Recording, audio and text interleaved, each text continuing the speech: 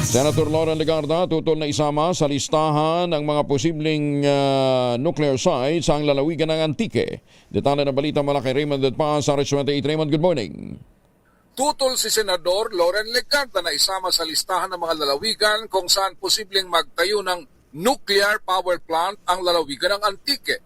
Sa budget deliberation sa budget ng Department of Environment and Natural Resources o DNR, kinompronta nito si DNR Secretary Rafael Lotilla kung may kinalaman siya sa pag-aral na ginagawa bilang dating kalihim ng Department of Energy o DOE.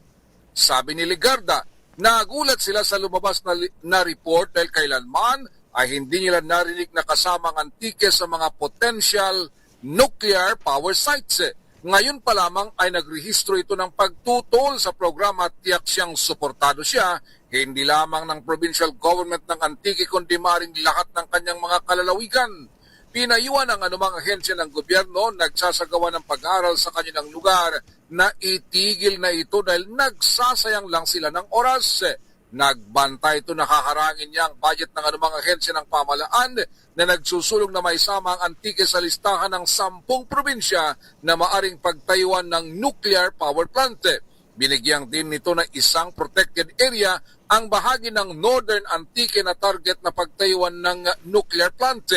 Depensa ni Secretary Lotilla, may Nuclear Power Interagency Committee na pinangungunahan ng DOE na nagsasagawa ng pag-aaral kung saan ang mga posibleng nuclear power sites. Tiniyak nito na hindi bibigyan ng DNR ng Environmental Clearance Certificate o ECC kung irerekomenda na magtayo ng nuclear power plant sa lalawigan ng Antique. Narito si Senador Lauren Legarda. Because I never heard of Antique being cited until a few days ago when I saw it in the news. It came as a shock. And just put it on record, I am not in favor and I am not alone. I will block it every step of the way.